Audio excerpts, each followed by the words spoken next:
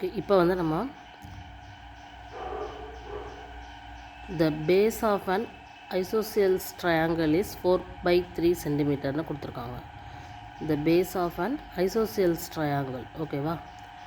So ஐசோசியல்ஸ் ட்ரையாங்கிள்னால் முதல்ல என்னது? இரு சமபக்க முக்கோணம். அதாவது ரெண்டு பக்கம் வந்து ஒரே லென்த்து தான் இருக்கும், ஒரே சைடு ஒரே சைப்பாக தான் இருக்கும், ஒரே சைஸ் தான் இருக்கும். மூணாவது சைஸ் வந்து வேறு மாறும். ஓகேவா? ஐசோசியல்ஸ்னால இரு சமபக்க முக்கோணம், ரெண்டு பக்கம் சமமாக இருக்கும், மூணாவது சைஸ் வந்து ஈக்குவலாக இருக்காது. ஸோ இப்போ ஒரு ஐசோசியல்ஸ் ட்ரையாங்கிள் நான் வரைஞ்சிக்கிறேன்.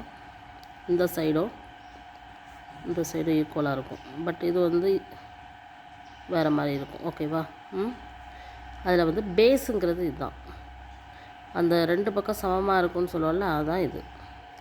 அப்போது த பேஸ் ஆஃப் ஐசோசியல்ஸ் ட்ரையாங்கிள்ஸ் எவ்வளோ கொடுத்துருக்காங்க? 4/3 சென்டிமீட்டர் கொடுத்துருக்காங்க.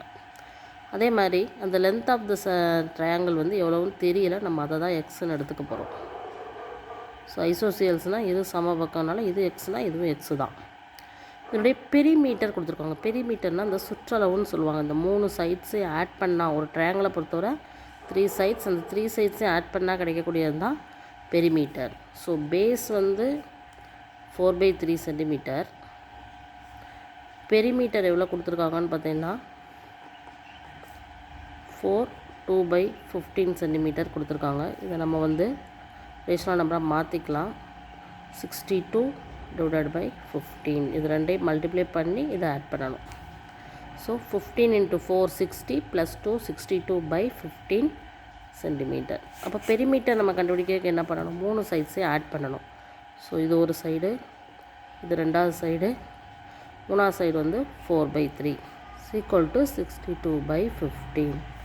அடுத்து 2x + 4/3 = 62/15. அப்போ எக்ஸ் இங்கே வச்சுக்கலாம். இந்த 62/15 இங்கே இருக்க +4/3 இந்த சைடு வரும்போது -4/3 ஆகும். ஸோ 2x = ரெண்டுக்கு எல்சிஎம் எடுத்தோம் அப்படின்னா 15 தான் LCM. So 62 - 5 3s are 15, so 5 × 4 20. So 2x = இதிலேருந்து 20 மைனஸ் பண்ணோன்னா நம்மளுக்கு 42/15 வரும். அப்போ எக்ஸ் வேணும்னா 42/15, அங்கே இருக்க 2 இங்கே டிவிஷனில் வந்துடும். 1 2s are 2, 2 2s are 4, 1 2s are 2. ஓகேவா? அதே மாதிரி 3 டேபிளில் 5 3s are 15, 7 3s are 21. So X = 7/5 centimetre. ஓகேவா? இதுதான் ஆன்சர். ஏன் அப்படின்னா இதை இதுக்கு மேலே டிவைட் பண்ண முடியாது. ஸோ நம்மளுக்கு அந்த length of the remaining equal size வந்து 7/5 சென்டிமீட்டர். ஸோ இது கிடச்சிருச்சு.